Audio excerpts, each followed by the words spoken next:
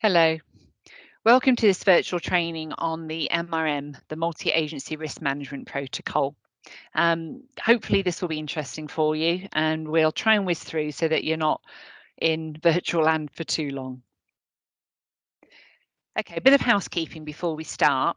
Can we ask you that you don't forward this presentation to anyone else? If anyone does want this presentation, can we please ask that they request it from the Safeguarding Board Business Unit directly? That is just so we can track how many professionals and from what agency have accessed this training. You will be able to pause and resume the training so you can go at your own pace. Now, we have built in a quiz and you'll be asked to provide the answers on your evaluation form. So write down the responses as we go through. I'm afraid that's us just being really canny so that we know that people have actually watched the presentation before we actually issue your certificate of attendance.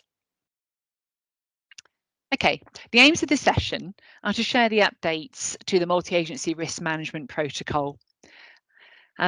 We are on now version 22, so it is a constant piece of work where we're updating based on the feedback and experience. We hope that you're going to recognise the benefits of multi-agency working in high-risk cases after this session and understand when the MRM protocol is appropriate to use.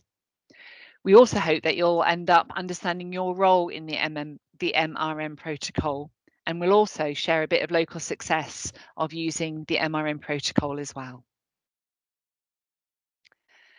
The MRM process does offer structured communication between agencies. It enables one lead coordinator to be identified. It facilitates information sharing, and it also now has an escalation of risk to higher management. The whole point of the MRM is risk management. So it's a process to enable us to do risk action planning with individuals. So what is the MRM?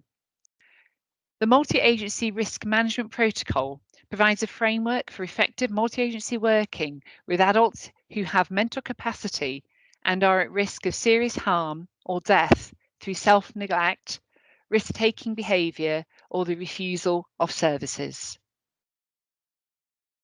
So, how much do you know? If you get your pen and paper ready. What does MRM stand for?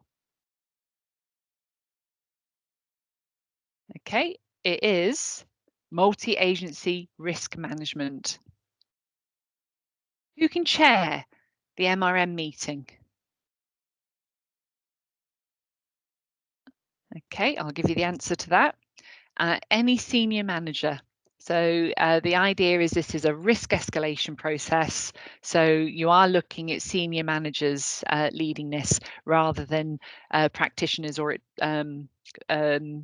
caseworkers. Can the MRM process be used for people without capacity? So I paused again to give you a chance to have a think about it. On paper, the MRM process is for people with capacity. If they don't have capacity, you would be using the Mental Capacity Act.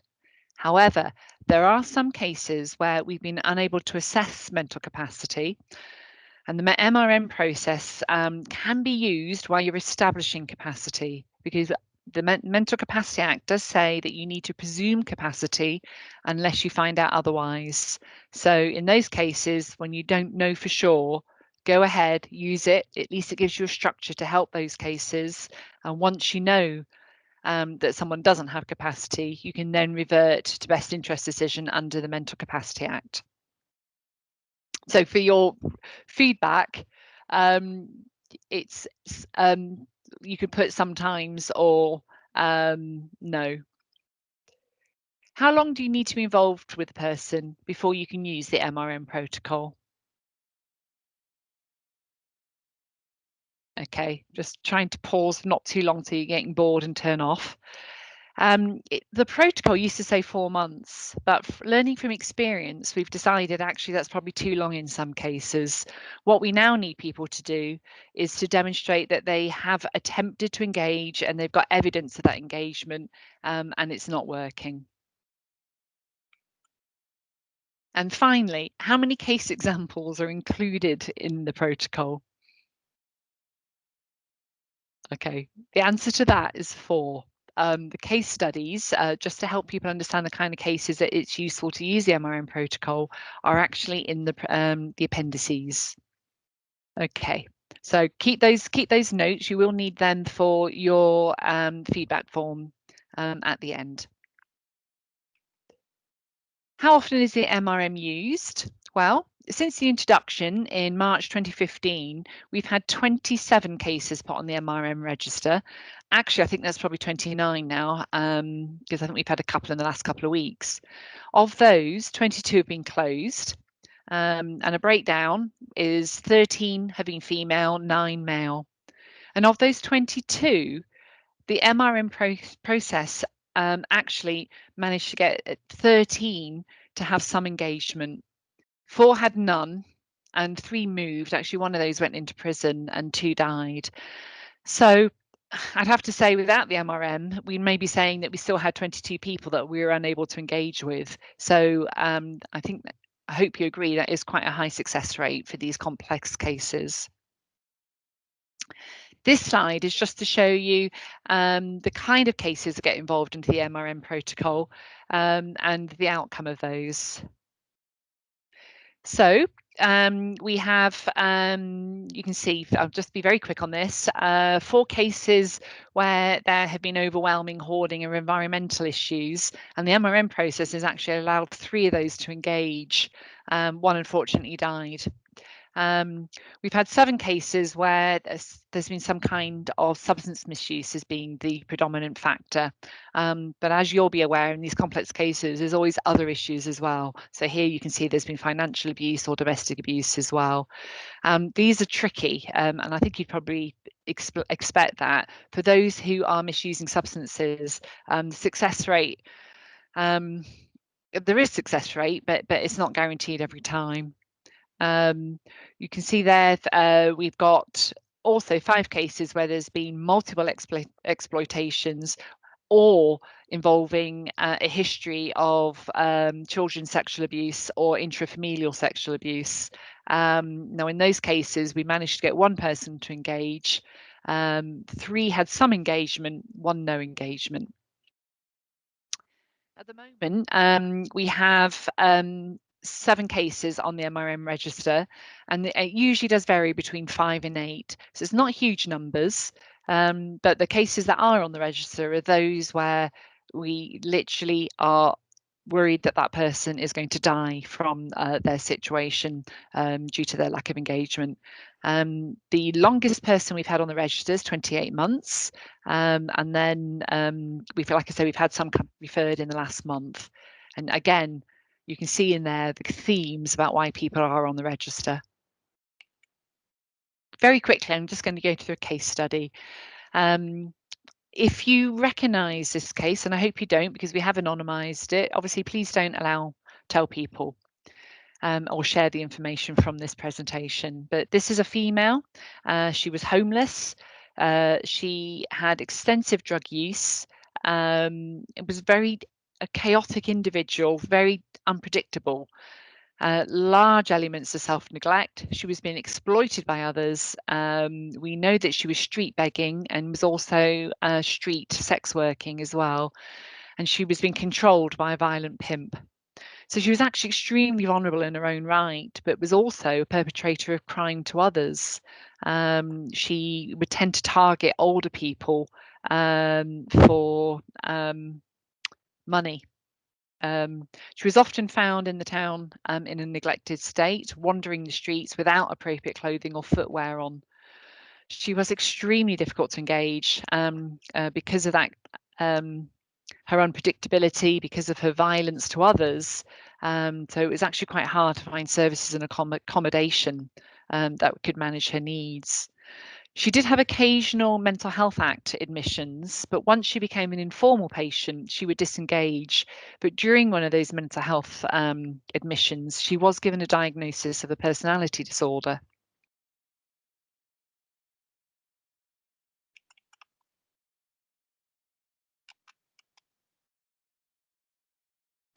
Okay, so she did go to, she ended up in prison because of those assaults on others. And while in prison, she became very mentally unwell. And when she was released from prison, she went straight into hospital on a Section 2 because of a history of self-harming before being discharged. Following that, there were failed placements, escalating aggression and risks. During one of her last hospital admissions, she was put on a depot medication, and actually that meant there were no further aggressive incidents, and that was when professionals actually started to be able to engage with her. She was given a community treatment order and ended up on that living in 24/7 enhanced supported living. She was engaging and loving it. And when she was asked how things were going, she said, quote on the slide there, "It's bloody brilliant." Now, there is a bit of a post story to this, and it is again an indication of how complex these individuals are. She suddenly decided one day that she no longer wanted to stay at this living environment, got up and left, and was missing, and was found in a state of collapse outside of the borough. Professionals are continuing to work with her, but the point about this is that quite frankly, I don't think she'd still be with us if it wasn't for that wraparound professional support, sharing information, putting flags on the system, and knowing some history about her. Okay, so the protocol is a multi-agency process to help manage high risk of harm to individuals with care and support needs who have capacity but are not engaging with support offers. The point about the MRM is to discuss and identify and document the serious current risks. That enables the formulation of an action plan and identifying appropriate agencies' responsibility and timescales for those actions. We're actually now trying to refer to the MRM as MRM Risk Action Planning Meeting, because that should be the focus of the meeting, the risk action planning. The protocol provides a mechanism for review and re-evaluation of that action plan. And it also provides an escalation process onto a risk register so that we can make sure that safeguarding leads of partner organisations or directors of those organisations are aware of the cases. And we'll go into more detail about that shortly. This flowchart is really just trying to hone in about the fact that we can only use this for people with capacity. So you've identified someone at serious risk of harm or death. You've attempted to complete a mental capacity assessment, and you either have confirmed they don't have capacity, in which case you would use the Mental Capacity Act, or you would you confirm that they do have mental capacity, and that, again, that may include issues of fluctuating capacity. You saw earlier that we have cases where there is extensive substance misuse, and in those cases, these people are not always able to demonstrate capacity.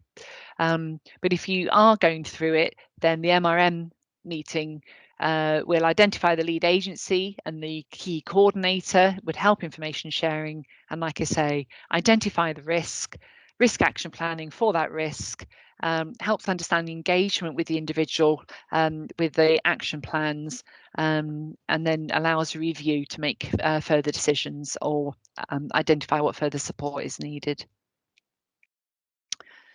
So when should we use the MRM?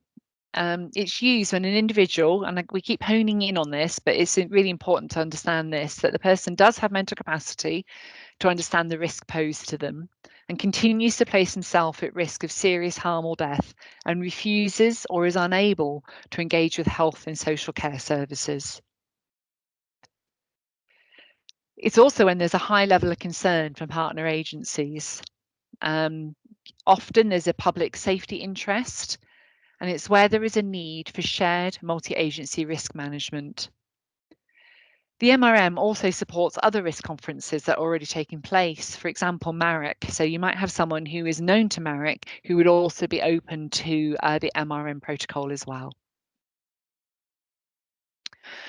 Before holding an MRM meeting, we do ask that partner agencies have the opportunity to intervene and provide support in a timely manner, because you do need to demonstrate that the adult is not engaging with the support offered. We also ask that a safeguarding inquiry has been attempted with the individual and that you've proven that the safeguarding inquiry is unable to manage the risk, probably because the individual is refusing to engage with the protection plan. You want to be able to demonstrate that every attempt has been made to engage the individual and also family members and friends because they could be part of the protection plan. You also need to be able to demonstrate there is ongoing risky behaviour from others or from themselves, and that continues to cause significant concerns. Now, prior to holding an MRM meeting, we do have a checklist that has 21 considerations that need to be taken into account. So I'd like you to pause your video here and go and have a look at the MRM protocol. Go straight to the appendices, have a look at Appendix 1, have a look at that, and then come back. Okay, so you've had an opportunity now to have a look at Appendix 1. Was there any of those considerations that surprised you? If you were in a meeting with me, you'd be able to tell me in person, but here you just have to have those thoughts in your head. Okay, so I'm going to ask you another question again, and you'll have to respond remotely. What's the difference between a multi-agency meeting and an MRM? Okay, so I'll give you a second to have a think about that. Right, a multi-agency meeting may be about all sorts of reasons. It could be about safeguarding, it could be about care planning, it could be about discharge, it could be about CHC funding. So any meeting that involves more than one professional from different organisation is an MDT or a multi-agency meeting. An MRM is purely about risk action planning. So you're not looking at using the MRM for any other reason apart from risk action planning to try and minimise risk. So in order to organise an MRM, again, it's all in the protocol, so have a read, but any agency can actually initiate an MRM meeting. The expectation is that it is the agency's safeguarding lead that will exercise professional judgment when referring a case to this process. The reality is most of MRMs are actually held by adult care because of that care and support need issue. It doesn't have to be the case. It might be someone who's just got health needs, and the process will at least show and demonstrate what you've done to try and engage that individual. Now, this second bullet point seems a little odd when we're talking about individuals who are refusing to engage with us, because we do ask that you try and get consent from the individual where possible and encourage that individual to participate in the MRM and invite them to the meeting. However, the reality is most of these people at this point aren't engaging, and a lack of consent wouldn't prevent the MRM from taking place. However, we have had success through this where we've managed to have some engagement with the individual, told them about the meeting, asked them to come along, and they've agreed. And there was one individual who I think had actually been quite humbled by the fact there were so many professionals concerned about her well-being and were a meeting just about her to try and help support her and understand what she would like to happen. And it was because of that meeting and because of that due regard to her that actually that was the turning point that enabled her to be engaged with. Okay, so a decision to instigate the MRM process should be made by the professional involved in the case or trying to manage the case, following a discussion with the line manager, who will decide whether or not the MRM process is appropriate. And evidence for the decision should be recorded on your agency's case notes or case records. The chair of the MRM should be a senior manager. The reason for that being is you are, in a lot of these times, having to think out of the box about the offer from your agency. So it's someone who's got decision-making abilities on behalf of your agency. Okay, these next couple of slides are just to go through the process of organising an MRM risk action planning meeting. The first step is new, where we're asking the the person organising a meeting to email the principal social worker and strategic safeguarding lead And I've realised I didn't introduce myself at the start of this, so I do apologise. I'll do that now. I am the Principal Social Worker and Strategic Safeguarding Lead. My name is Jane Timpson, and I do apologise for not doing that at the beginning. Now, the email box here is a little odd, aml@rochdale.gov.uk. That's actually the Allegation Management Lead email box. The reason why I'm asking people to email that instead of me personally is because that box is monitored on a day-to-day basis. So if I'm not in work, someone else will pick that up.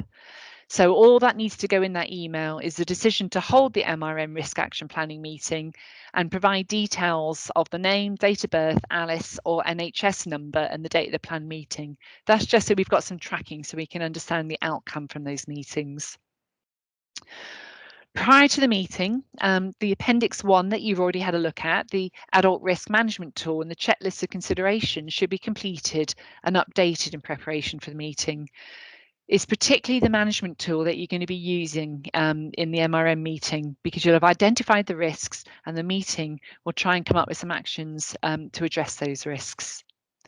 You need to record that you have considered capacity and make a decision about that.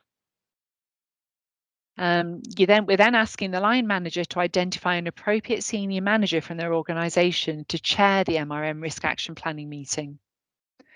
Invites will then go out to the organisations that are involved with that individual, or it looks like they should be involved. And if a key agency doesn't nominate an officer to attend, every effort should be made by the senior manager nominated to chair the meeting to ensure attendance. And if that fails, we are asking then the chair should escalate to directorate level for resolution. And we have unfortunately had examples where an MRM meeting's been held and we haven't always had agencies coming along. And of course, that's just a risk to all agencies trying to support an individual. The meeting, I keep harping on about this, but this is the focus of an MRM meeting. It's to identify the immediate risks and produce a risk action plan. Now, the risk action plan is in Appendix 4, and we'll have a look at that in a wee bit. So again, focusing on Appendix 1, the risk management tool, that will help you pull out the actions to manage that risk. The caseworker should summarise the information and provide the relevant documents to enable those significant risks to be identified and the key actions to be identified. We do ask that the chair of the meeting ensures the minutes of the meeting, and again, there's a template for that in Appendix 6, should include the risk action plan, and that is circulated to attendees within 5 working days, and it should be uploaded onto the individual's electronic case record. One of the changes to the latest MRM protocol is that any case that had an MRM meeting automatically went on the register. We're now saying that we want the chair to make a decision whether the case needs to be escalated onto the risk register. That is because some people have found the MRM meeting actually really helpful to get the right people around the table, get the risk action planning meeting started, and sometimes that then actually helps with the proper engagement from the agencies needed, and we don't actually need to escalate. So now we've built in this decision making that the chair will make a decision whether it needs to go onto the risk register. So if that chair decision is it will go onto the risk register, then I, as PSW, need to be sent a copy of the risk action plan and a summary of the case within 5 days of the meeting.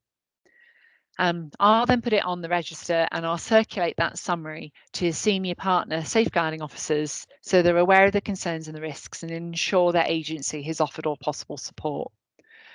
Now, the chair is the one that's responsible for making sure that those actions are being completed and will therefore be responsible for ensuring a review meeting is arranged. Okay. So this slide is just for people who work within adult care.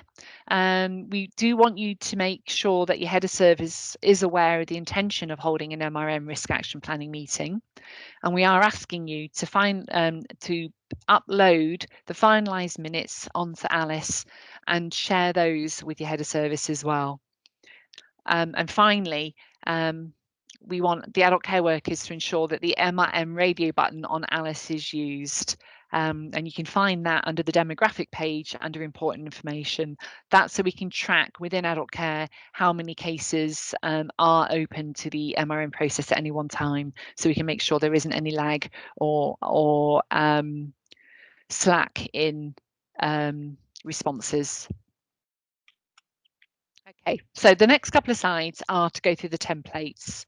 So if you haven't yet, this is a good time to pause and go and have a look at those appendices. Right at the back, you've got your risk management tool, which we've already looked at already. Appendix 2 is the template, agenda template for the MRM risk action planning meeting. So you can send that out if you want in preparation so people understand what's going to be looked at the meeting. Appendix 3 is to help the person organising the meeting to capture attendance. Within that attendance register, there is a statement about confidentiality. Obviously, in a virtual world that we're living in at the moment, you're not going to get people to sign the attendance register, but they can at least give verbal agreement to the confidentiality statement. Appendix 4, which is the main focus of the meeting, is the risk action plan. Effectively, your protection plan, it's your intervention and your action log.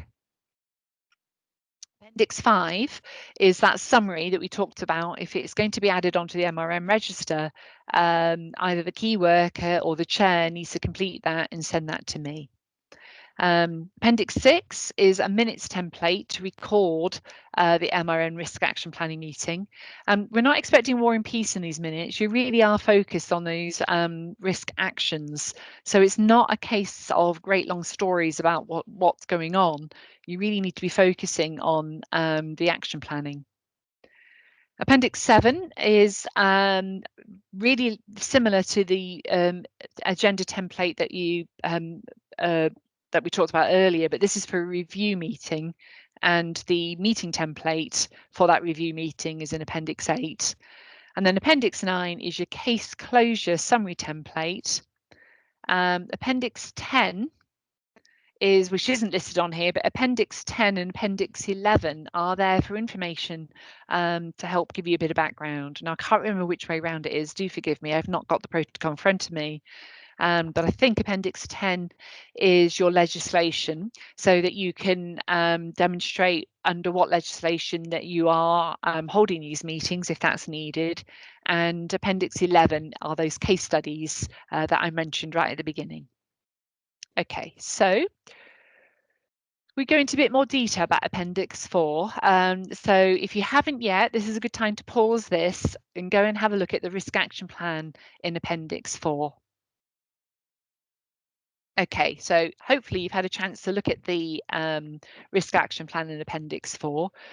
We have given you a case example. It's obviously not a fully worked case example. It's just to kind of give you an idea or a flavour of what should be going on the risk action plan. We are asking that that risk action plan is completed at every MRM meeting. We do need people to be clear about the risk and develop actions to address the risk. And what we've added in this latest reiteration is a column that tries to that asks you to get the view of the individual about the risk and whether they're going to agree with that action or not. Because later, when you're coming up to review, you want to be able to measure that person's engagement with the action plan. It's really important that you do list timescales and responsibilities for every action, so that way everybody is clear on what's been agreed, who by, and when it needs to be done by. You do need to, if you're having a risk action plan meeting, you do need to reconvene to update it and check what actions have or haven't been completed. If for any reason there are some delays in getting out the minutes, then I would say that the risk action plan is the focus. You need to get that out to the agencies that are engaged as soon as possible and let them know the minutes will follow. Okay, my next slide is to cover some inherent jurisdiction. It's a big thing at the moment. People are always talking about inherent jurisdiction. And we are asking as part of the minutes that consideration is given to inherent jurisdiction. Now I'm going to read you a little bit about what inherent jurisdiction is. It's best understood as the ability of the High Court to make declarations and orders to protect adults who have mental capacity to make relevant decisions, but are vulnerable and at risk from the actions and sometimes inactions of others. Now, this is usually because they're under constraint or subject to coercion or undue influence, or for some other reason that's depriving them of the capacity to make relevant decisions, or they're unable to make a free choice. Now, the primary purpose of going to court for inherent jurisdiction is to allow the individual to regain their autonomy and decision making. However, it is tricky, and actually very few cases get as far as a court. Legal teams seem to be quite reluctant. I think it's quite hard to prove that you need to ask the court for inherent jurisdiction. But we would ask that you seek legal advice and try and include that in your review meeting minutes. But if you've recorded that you've considered inherent jurisdiction and whether a case needs to go to court, then at least you've demonstrated that you thought about it. There's slightly more detail on that in page 11 in the protocol, and I don't think you'll be able to, this isn't a live link when you receive the presentation, but you can at least cut and paste it into your browser if you want to read a bit more. So if we have a little chat about the risk register, the purpose of holding that risk register of cases that are subject to MRM risk action planning processes is so those cases are recognised at directorate and executive level of partner agencies, so that the seriousness of the risk is understood. Like we said earlier, a relatively small number of cases, which all are at very high risk level, will be placed on the register. And since it's been open, invariably between 5 and 8 cases. Now, those cases will all have the scrutiny of the executive safeguarding leads of partner organisations. So, and I'll reiterate this, we did mention it earlier, if the chair wishes for a case to be added to the MRM register, the summary document, Appendix 5, the risk action plan, Appendix 4, should be completed and sent to myself, Principal Social Worker, using the aml@rochdale.gov.uk email address. And that is so I can then forward that to the relevant strategic safeguarding leads in the organisations involved for their awareness. Now, we used to ask for the minutes to be sent, but quite understandably, we don't because that is not proportionate information sharing under GDPR. Those minutes stay on that service user or that patient's case record. I don't need to see them. I just want a brief summary. Okay. So that's exactly what the risk register is, a brief case summary, the action plan, the identified responsible manager for ensuring that the agreed actions are carried out. So that's your chair. We do ask that you do inform me and the agencies that are involved when an individual comes off the risk register. We don't want people thinking cases are still open to MRM when actually it's been closed. You would hope that if it's closed, all agencies would be informed, but it's just good to have a reminder about that. And again, one of the latest improvements to the MRM protocol is that we do now have a case closure section. Now, we had a coroner case recently that there was some criticism about the number of MRM meetings that were held for an individual. In that particular case, there were 11 MRM meetings, and she was saying, the coroner, when were you going to escalate? You have 11, the risk wasn't going away, when were you escalating? What we've built into the latest version of the protocol is that we're now saying if there have been 3 MRM risk action planning meetings within 6 months and the risk isn't reducing, it needs escalating. So if the case has not gone on the risk register, that's the time to do it. The chair must minute at the 3rd meeting that the MRM must be escalated within agency's own senior directorate. And we are asking that the chair must arrange for adult care workers, the chair must arrange for the case summary and the action plan to be put on the next SMT or the strategic partnership board agenda for oversight, and something similar for all other agencies. Right, I briefly mentioned closure. This is new. We know you can no longer just stop having an MRM. You've got to demonstrate why a case is closing. Now, there probably, and maybe more, but I reckon there are three main reasons why you'll be closing. The person's now engaging, fantastic, you've all done a great job, and you no longer need this escalation process. Or it may be that the risk is reduced to a level where there's no longer a risk of significant harm or death. So they may no longer be engaging, or something may have happened that has just reduced that risk level. Third one is the person has unfortunately deceased or moved out of area and is therefore no longer ordinary resident. So before a case is closed, even if the individual has died, we are asking of a review of the case to determine the rationale for closure and to capture that individual's outcomes.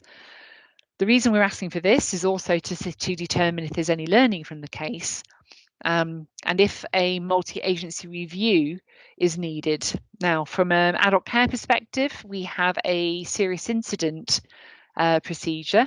Health, obviously, you have your own serious incident procedures as well. So you do need to apply consideration in those cases about whether that escalation and that external or internal audit is needed. It also gives an opportunity to see whether, if the person has died, whether a safeguarding adult review referral is needed as well. So Appendix 9, in case you haven't looked at it, it looks a bit like this. You've got the reasons for closure, like I say, those three main reasons. Persons continues not to engage, and there's no point continuing the meetings because the situation can't be changed, but you do need to record what the future plans are to manage that risk and who will coordinate it. If they have engaged and the risk is reduced, then we really want, if possible, in the person's own words, how they feel the process has worked, what outcomes have been achieved, how their life has improved, and some detail about how the risk has been reduced. That's your MSP, you're making safeguarding personal. If the person's moved away and is now out of area, and that's why you're closing it, then you need to demonstrate that you shared the new address with all agencies. If you know it, you don't always, of course, but if you do, you pass details of the case onto the receiving local authority and health authority. Okay, you'll be pleased to hear you've reached the end of this video training session. I hope I haven't bored the pants off you. If you have any questions about what you've heard, put them down on your evaluation form and we'll get back to you. We then ask you to return that evaluation form to the business unit. So the email address is there, rbsb.admin@rochdale.gov.uk. And because we're really harsh, we won't give you out your certificate of participation until you've returned your evaluation form. So win-win for us at the board. It helps us understand who's actually done this training, and plus also we can keep, monitor figures so that we know how many people have actually accessed it. Now, the MRM protocol is available at on the board website, www.rbsab.org. All other safeguarding policy procedures that are owned by the board are also on that website. So if you're not aware about it or you've not had a look, have a look. There's other stuff. There's stuff for domestic abuse. There's stuff for self-neglect. There will be some stuff going up shortly about pressure ulcers and safeguarding, for example. So it is worth a look. Okay, well, thank you so much for sticking with me. I hope you found that helpful. If you did, put it on the evaluation form. If it wasn't, put it on your evaluation form. Okay, thanks very much and thanks for listening.